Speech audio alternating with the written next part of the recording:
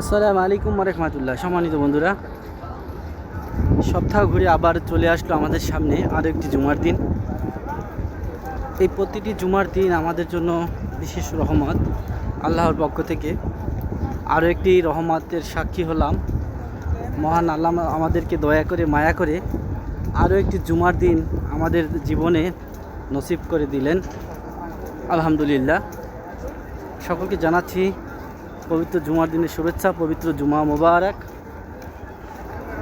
আলহামদুলিল্লাহ, ৬৬তম জুমার নামাজ আদায়ের জন্য চলে আসলাম মসজিদে নববীতে। মহান আল্লাহ যেন আমাদের সকলেরই জুমার নামাজকে কবুল করেন। সবাই সবার বাবা মায়ের জন্য দোয়া করবেন, যাদের পূর্বপুরুষ অন্ধকার কবরবাসী তাদের জন্য দোয়া করবেন। বিশেষ করে সবাই সবার জন্য দোয়া করবেন। সবাই ভালো থাকবেন। সবার জন্য অনেক অনেক দোয়া এবং ভালোবাসা রইল। আল্লাহ হাফেজ।